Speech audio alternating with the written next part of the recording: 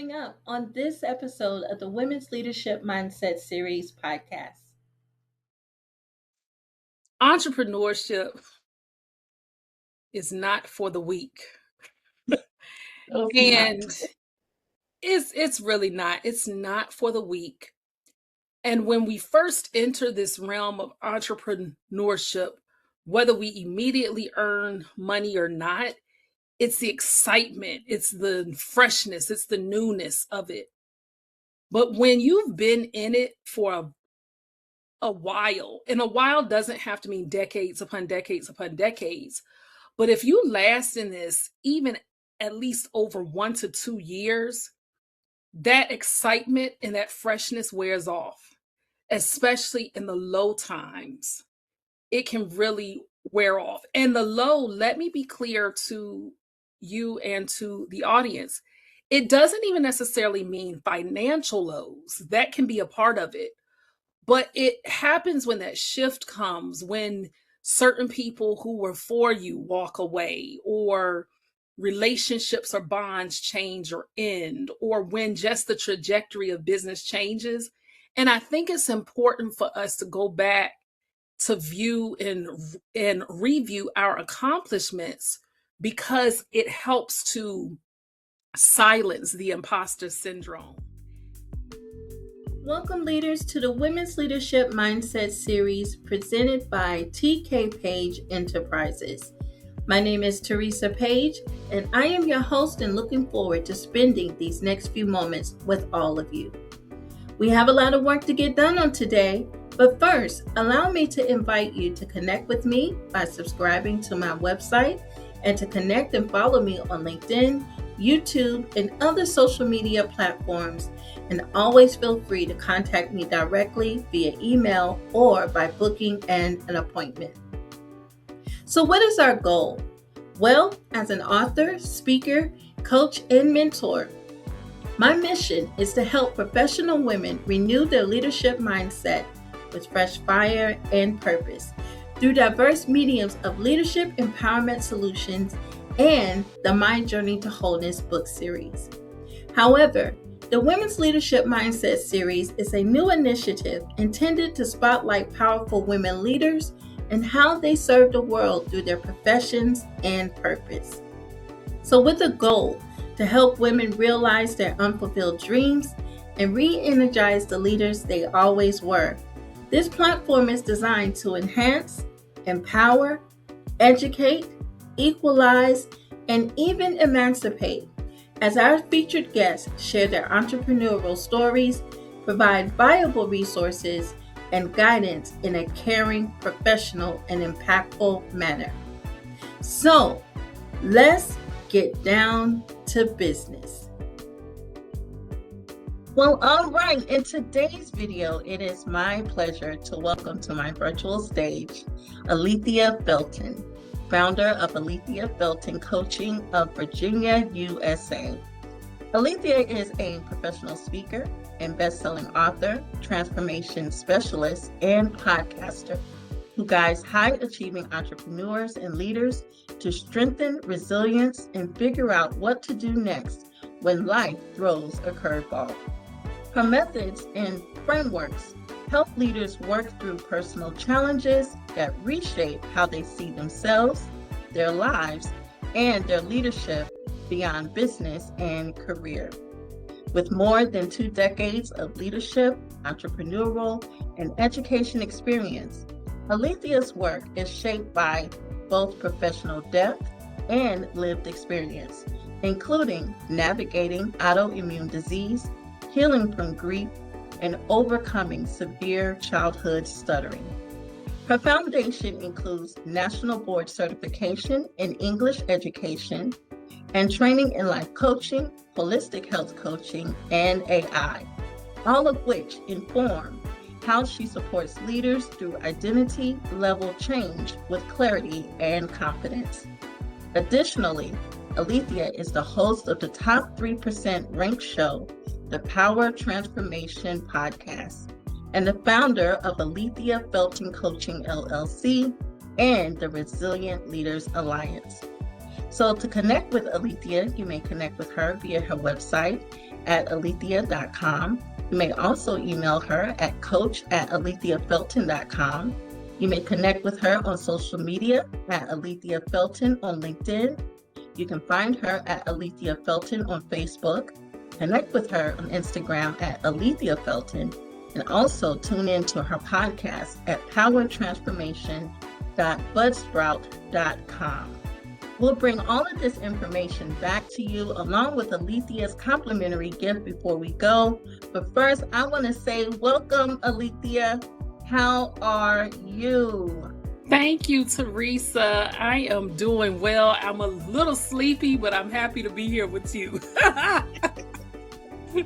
Well, I'm glad you got up early this morning to have this wonderful conversation. I am so excited, but we're going to go ahead and get into it. But before we do, I just want to give a shout out to Miss Elaine Langford, CEO of She Steps Forward Coaching, also of Virginia, USA, for making this wonderful connection between the two of us. I have just loved our one-on-one. It seemed like we had such synergy there. Really excited about being a guest on your podcast, and now here we are on mine. So I'm just really excited about this opportunity and our conversation. So we're going to go ahead and get into it. So why don't you tell us a little bit about yourself beyond the bio? Wow, thank you so much. And I have to admit, as you were reading the bio, I said, oh, I'm quite impressed by her. But now, so it's interesting because you don't typically read your own bios, but I like this question about beyond the bio. So the first thing that I'll say is I love the water. I love the oceans. I live and I grew up in southeastern Virginia, and it is such a beautiful area being right by the ocean. I lived over 20 years in Washington, D.C., Northeast D.C., and so coming back home a couple of years ago, sometimes you forget about the slower pace and the tranquility. So I love oceans. And with that being said, I'm also a mermaid enthusiast. I love everything about mermaids. I know they're fantastical creatures, but it's just something freeing about them. Also, I'm a daughter, I'm a sister, I'm a partner slash girlfriend. I'm a cat mom. I don't have biological children, but I have a cuddly, snuggly 7-year-old tabby cat named Buddy. And he is the kind of cat where people that don't like cats end up loving Buddy because all he wants is love. But also, the last thing that I'll say about me, because I could go on and on, I love tracing genealogy. I'll be 45 in August, and I've literally traced genealogy since I was approximately 12, 13 years old. And it started as a class project. And then the elders in my family were still living. There's only one true elder, my great uncle, who, if he lives until September, he'll be 100. But otherwise, they were all still living then.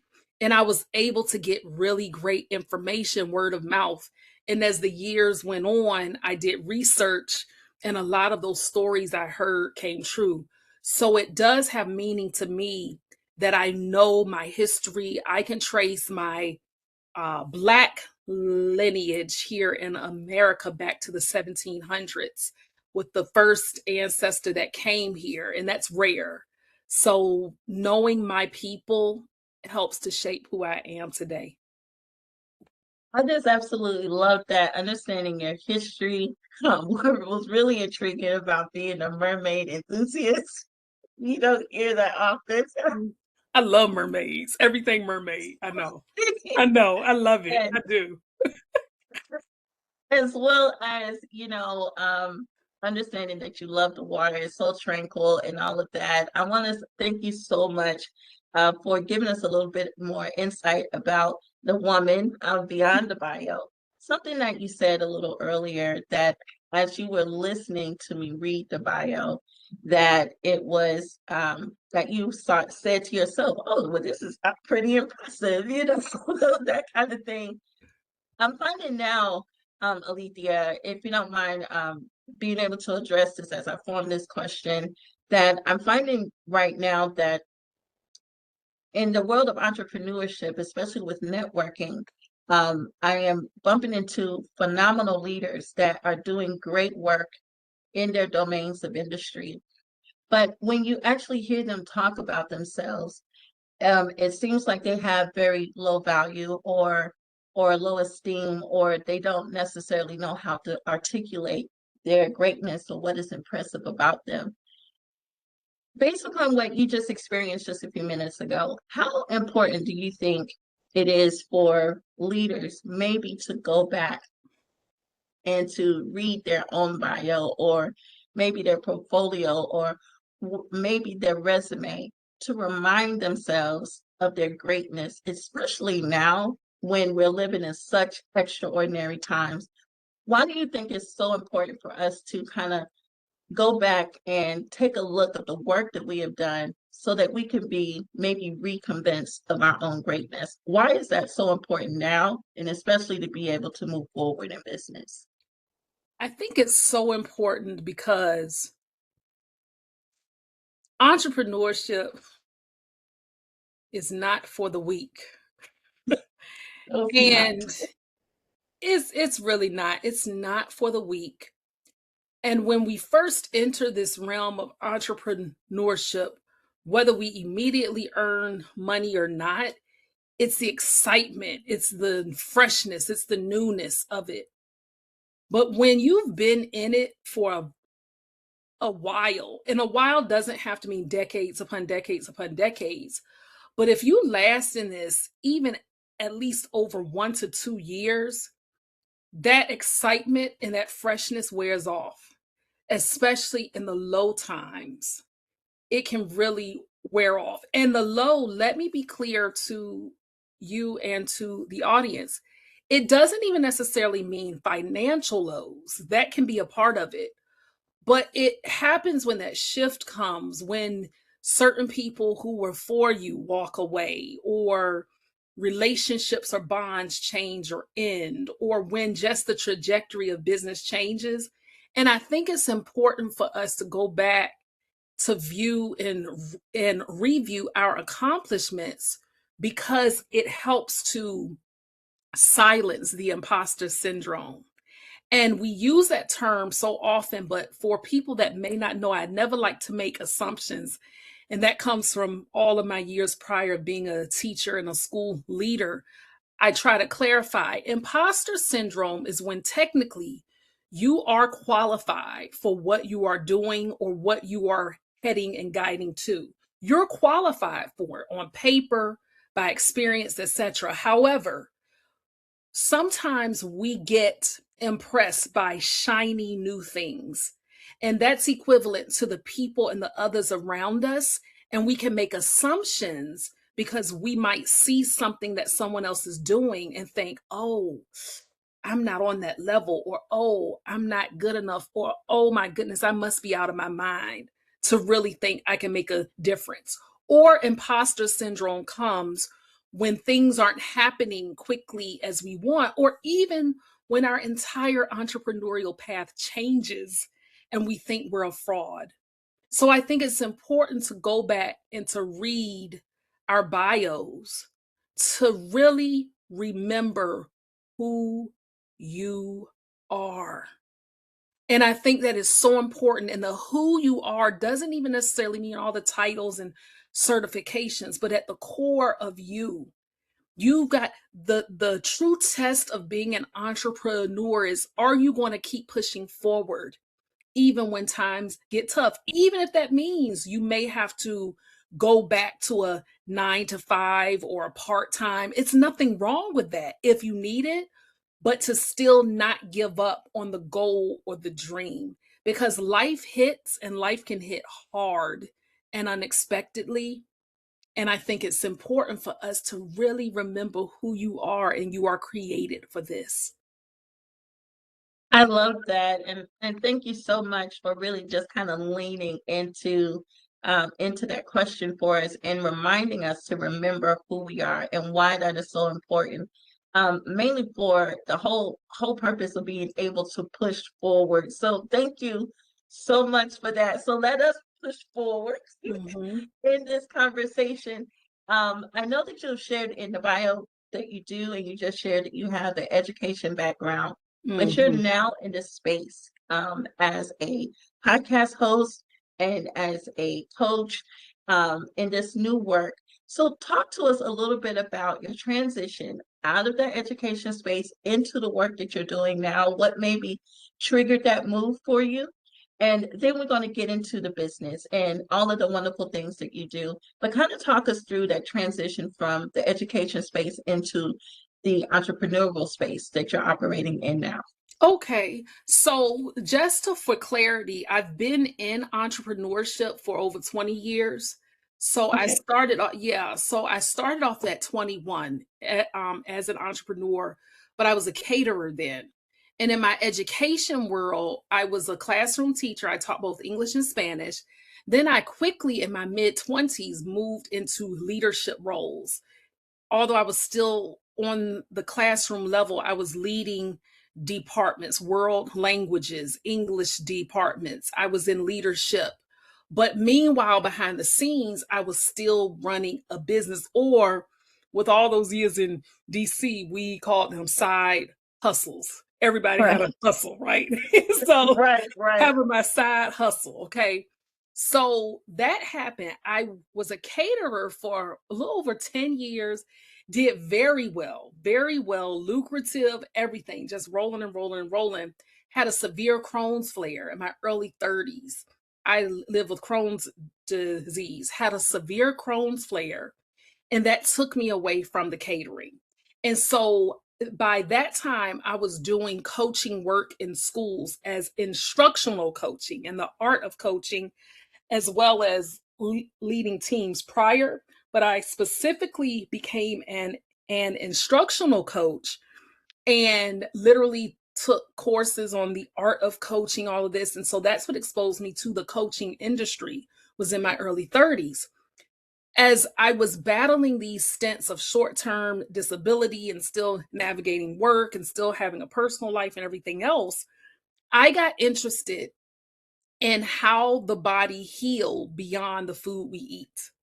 And that's when I got a health coach, a holistic health coach, and I started to implement certain practices on myself. And then I said, how can I get trained in this? So then I pivoted to holistic health coaching while still being in leadership roles in my education career. And then I got a life coaching certification because holistic health coaching made me talk to clients in a way where I found out more about them beyond their exercise and their food. So it's about the whole person healing. So I was doing that consistently, Teresa, until the pandemic. When the pandemic hit, it flipped my world upside down. I don't get into politics just like you and I have talked. It doesn't matter. But what I will say is my family and friends were personally affected by certain loved ones who lost their lives due to the virus or the aftermath of it. And with that being said, life became very overwhelming. And I am a woman of faith, woman of God, follower of Jesus Christ. And I do my best to be keen to what God is telling me. And I put a pause on my business because I was podcasting. I started my podcast back in 2022.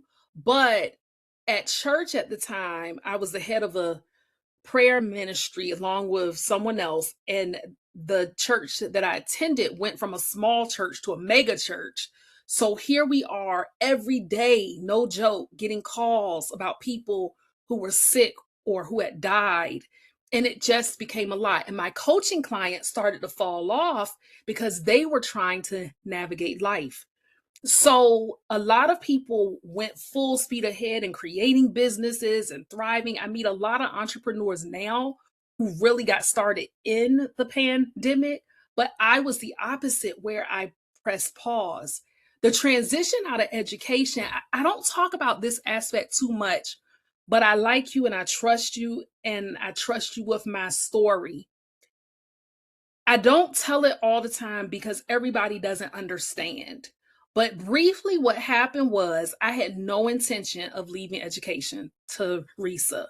In the Maryland, DC area, educators get paid extremely well, especially if you're in leadership. It's a rare area where you don't really have, no disrespect, but you didn't at the time really have struggling teachers. Now, things are different now with the economy, but it was easy to earn six figures plus in education up there. So by the time that happened, I had a role in HR, human resources, where I was getting paid. I had investments, debt free, practically perfect credit, everything, right?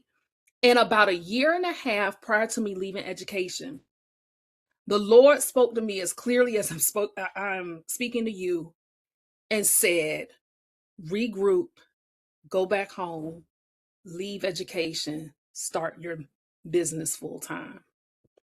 I ignored it for about 2 weeks, ignored it. And what happened is I could not get a sound sleep. I was tossing and turning. And finally, I remember I was in my bedroom one evening trying to just rest. And I literally got on my knees and I said, I surrender, God. I will make the plans to make the transition out. When that happened, I felt peace. I was able to sleep, and I planned for about the next year and some change on transitioning out. So the space that I'm in now, the health coaching part was still me, but it didn't feel like me completely. And I started seeking God about what this next pivot was going to be, which led to a true examination of my strengths, my gifts, because what happened was during the pandemic, random people that I hadn't spoken to, this is when the world was starting to open up again, would contact me out the blue and would say, because of what you told me years ago, I wrote a book, or I created an album, or I did this. And I started tripping.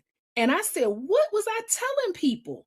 Because all these people were doing these amazing things off of things that I apparently told them when they visited me in the hospital or when I was sick. So I was gleaning things or giving people insight. And I started writing down, and I saw a pattern of what individual people told me. And I said, wow, I have a gift in this. And that's what led me to saying, I have a gift to help people strengthen that bounce back factor and moving ahead, as well as really taking the next steps to do what they must do next in life to truly pivot and get to that next level. So that's what brought me here. And I planned and I obeyed. And 4 months after I moved back home, and I'll stop there, 4 months after I came back home, my father was diagnosed with cancer and then subsequently dementia, which put me into the role of being an entrepreneur and a caregiver. And my oh my, has that been difficult, challenging, and downright hard? But I have the most amazing parents, and we trust God. And so that is where I am today.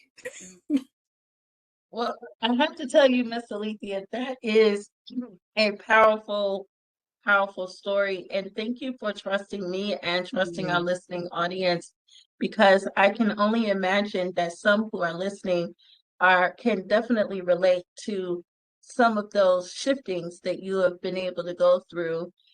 You mentioned about your personal physical challenges and how that led into certain things. And I trust that you're feeling great today and you're feeling It's a strong good day today. today. About a month ago, I was a little rough, but thank God I haven't been hospitalized in 7 years. So I'm grateful for that. Well, that is wonderful. And I saw your anniversary that Oh, you posted on yes. on So, social media. So thank uh-huh, you for telling that story for indeed. us. And I probably will make a listing of that in the bio so people could go in and Oh, thank listen you. to listen to that. But I appreciate the way that you talked about the transition through your own personal challenges, but at the same time successes. And how you were able to navigate all of that and be able to create entrepreneurial ventures as a result of maybe some of your own personal Mhm. struggles. But then I love the way that you said that in the work that you're doing now, how so many people had come to you because they remembered what you had poured into them earlier, and it helped you to restructure something brand new. Well, Mhm. one of the other things that really struck me was being a woman of faith, listening to that voice, that voice that you needed to hear, that even though life was going great for you, to kind of walk away from all of those things, to step into something brand new that you just didn't necessarily know what it was going to look like. Mhm. I know that our time might be getting short, but can you take a few moments and talk to us about the importance of really being able to lean in, whether it's a voice or there's an unction that could move you from one place, even if it's successful, into something that you can't even imagine? Why is that so important? And maybe not to resist as hard. Mm. It's important because you've got to remember the bigger vision, and you have to remember things that you have gone through on the other side victoriously with. Let me break that down. Where I am now, 2.5 years post listening to that voice, it is a valley experience right now for me, which means I don't want to make assumptions again. I don't want people to think everybody knows. In Christianese, in talking Christian talk, a valley experience is, think about how you have mountains and you have valleys. Mountains sit or start to peak from valleys. Valleys are those low points, okay? But the goal of that valley is still green, it's still verdant, it's still lush, it's still goodness in that valley, but it's a low.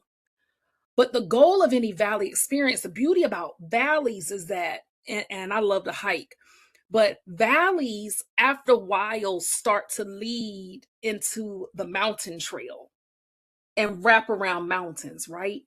And the goal, I've never climbed a mountain, used to want to, don't plan on it, but I'm going to use this as the analogy. The goal is to reach that peak of that mountain. When a person's life, everything seems to just be happening, going great for them, that's that mountaintop experience. But a valley is that low, but yet there's still nourishment in the valley.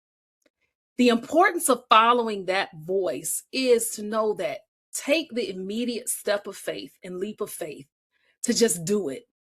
Because you may see the outcome, but the part that you don't see is what's going to happen in between, in that waiting period, in that time frame period.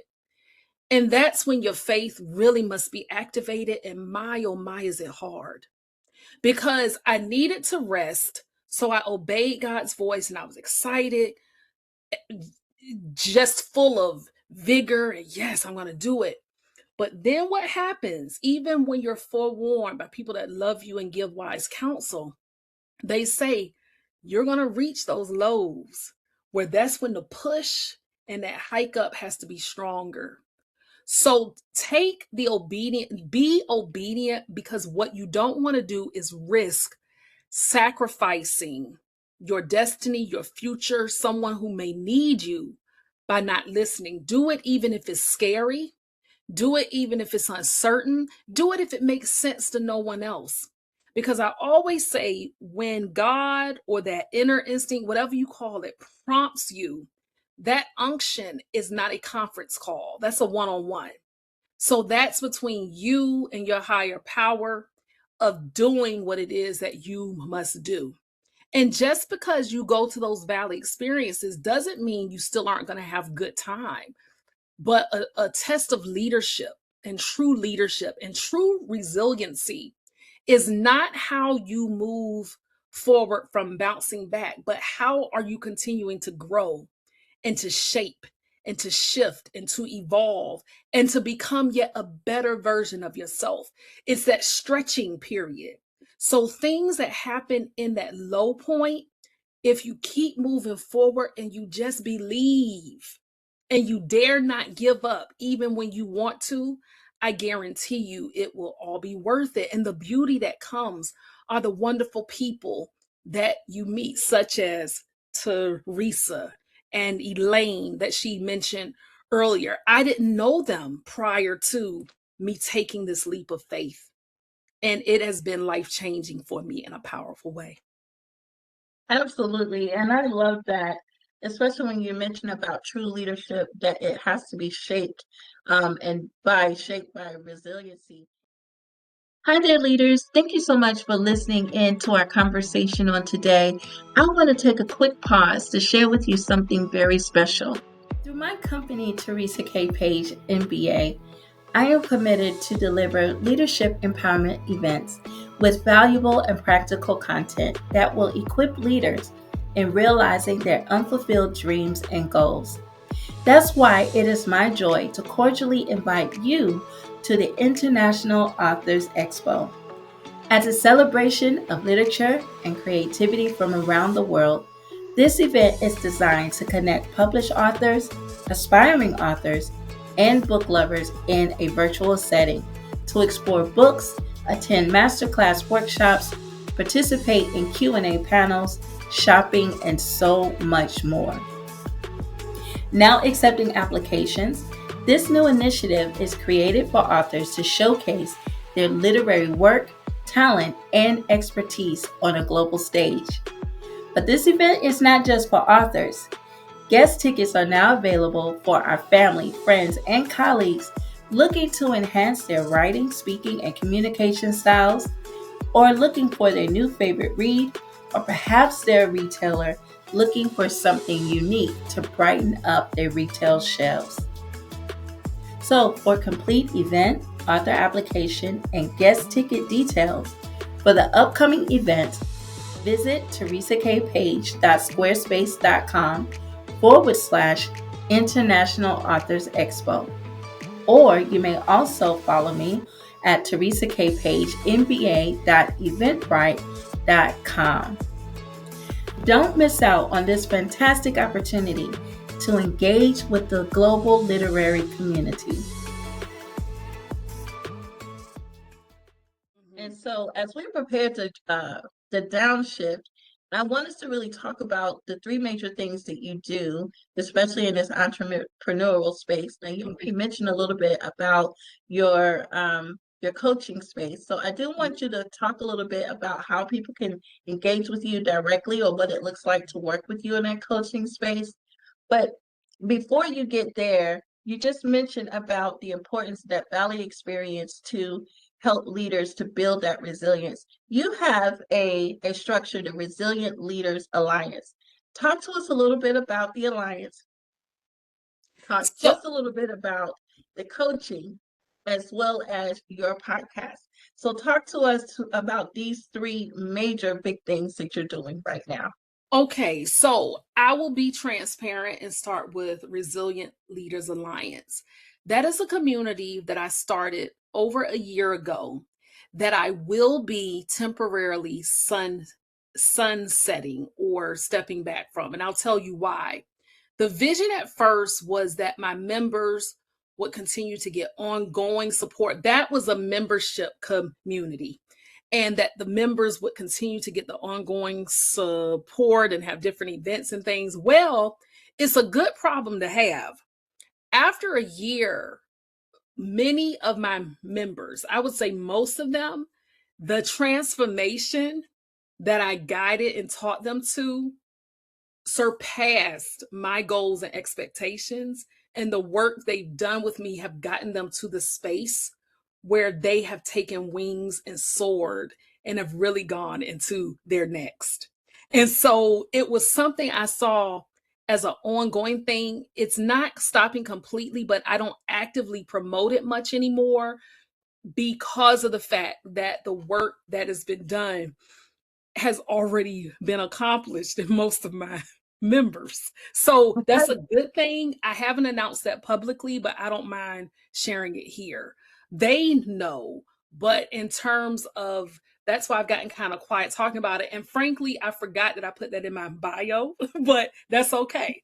And so that was a membership community that did very well, but my members are soaring. For example, there's someone in it who she really didn't know what her next steps were going to be in her life or everything like that with her business. And now she is, oh my goodness, she's an author, a best-selling author, where a couple of her books are being turned into movies now and everything. And that's exciting to see. So the work has been happening there. The one-on-one coaching, what I do is I used to do 3-month programs or 6-month programs, but in my research and data and showing where the real transformation happens, it's a year. It's a year with me. It's my high ticket offer. What happens is I have a 15-minute call with you. If it seems like we're going to be a possible good fit to work together, then I invite you to a more in-depth 90-minute call where we talk about everything. But in that year, you get one-on-one individualized coaching from me, regular coaching weekly. You have access to me, and you have a specific plan that we create together that helps you to achieve the goals that you wish to accomplish. And we take those goals month by month, step by step, for you to get your real transformation. And so that is my premium ticket offer. The work I do also connects with the stages that I speak on, private, in person and virtual stages. And that is where I come alive so much, is on stages. I love speaking professionally, getting paid for it, enjoy it. It really awakens me to speak to audiences because of the fact that as I'm speaking to corporate teams, women's organizations, entrepreneurial summits, faith-based groups, what I leave them is just not motivation, but I'm leaving something tangible to help them navigate their next. Corporate companies, as a matter of fact, they are in need. Stats are showing that they are in need more and more of people with real experiences coming in, helping their teams still know how to lead when everything around them is upside down and topsy-turvy. 87% of entrepreneurs and CEOs experience extreme burnout at least twice a year, and they need people to help them to get from the bottom up. And so that's what I do on stages, is I speak just not from lived experience, but I also give practical steps on how you can keep going even when the world around you seems uncertain and chaotic. And then, of course, with my podcast, the beauty of that, this podcast started, the Power Transformation podcast started even before I pivoted into this new space. So the name and everything was already there. And I actually interview people who have overcome challenges, have had pivots, reinventions in life. I learn about the who. Who are you as a person? The titles and the roles are great, but who are you? For example, I've interviewed 9-figure entrepreneurs, and they have come on my show not talking about business, but talking about how they went broke and bankrupt and nobody knew. And they had to rebuild and start from scratch. That's what people need to hear. They need to hear about the real life challenges. A woman who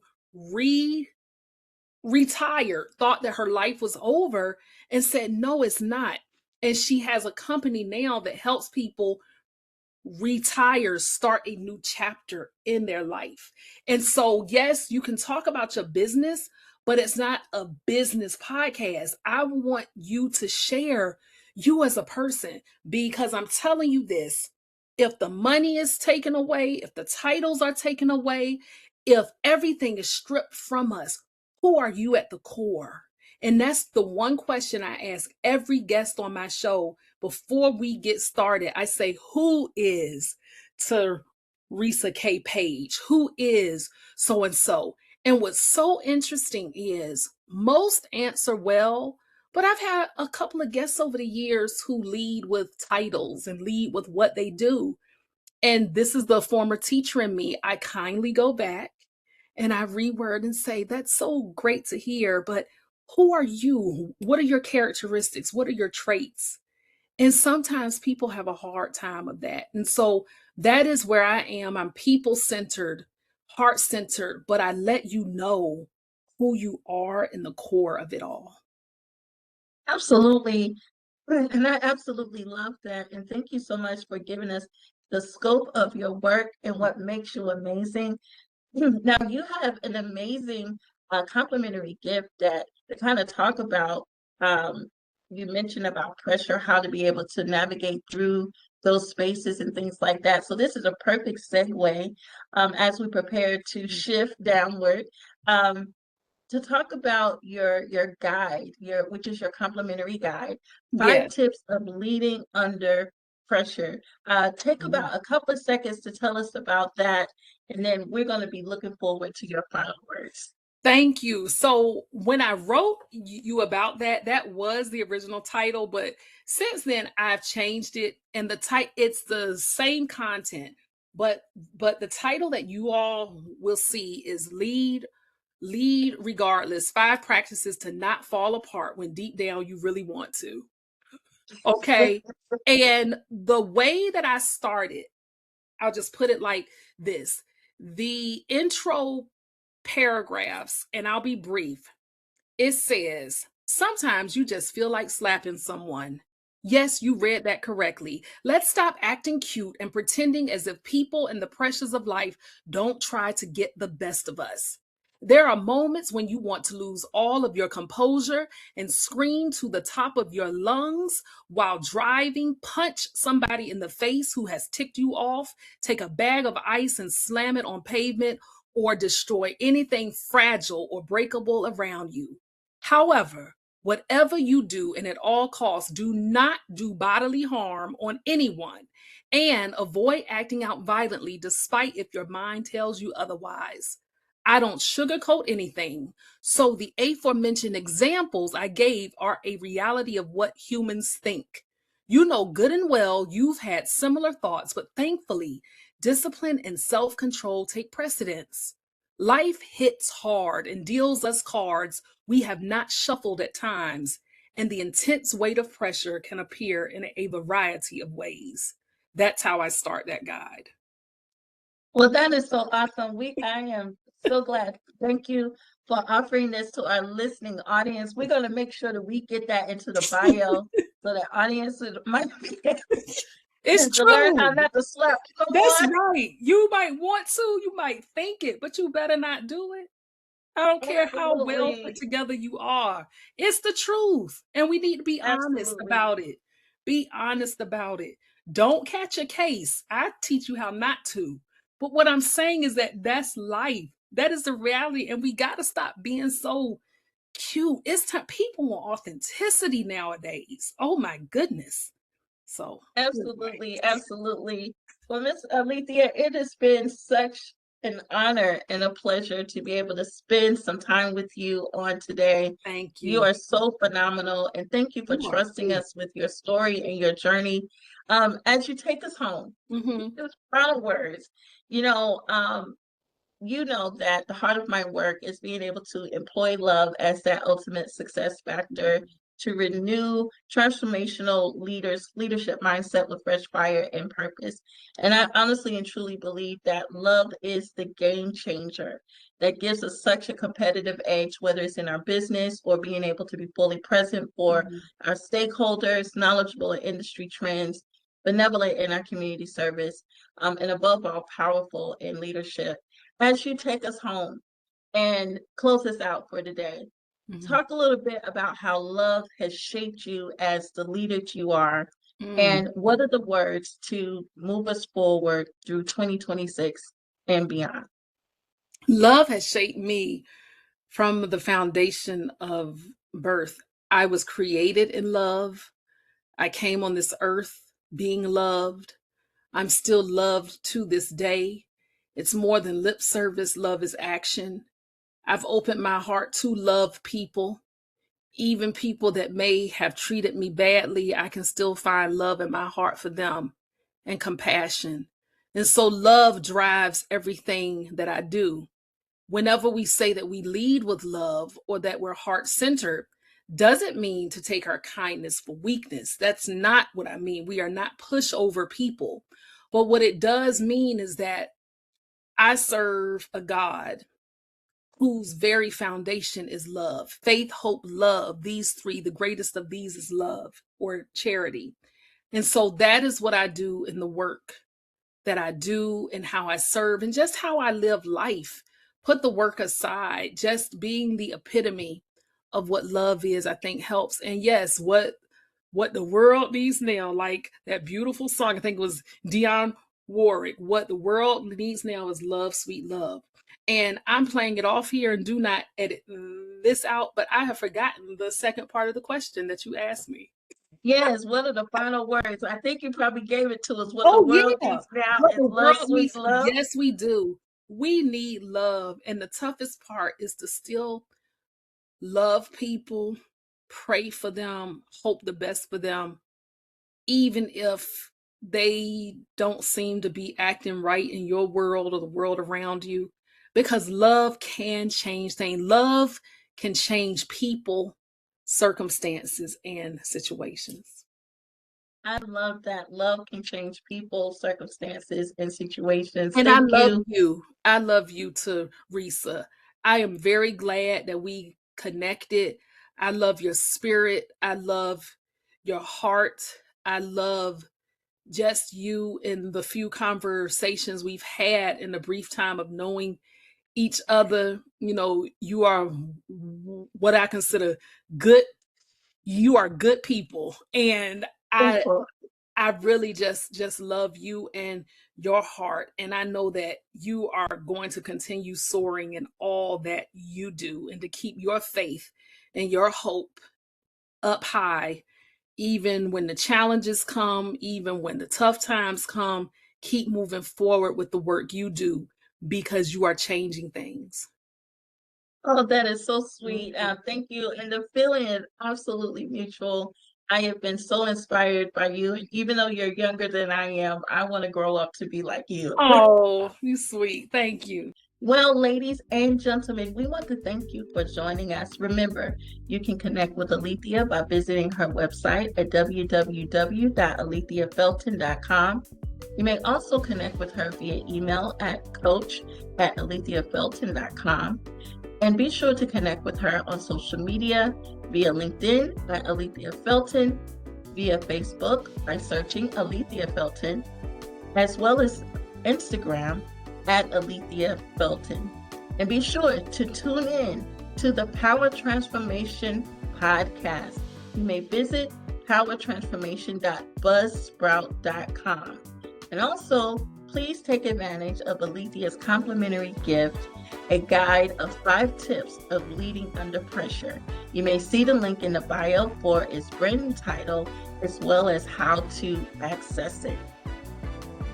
Now, leaders, do you have an important story to tell that would inspire others to step into their dream career or business? If so, check the bio to learn how to become one of my special guests.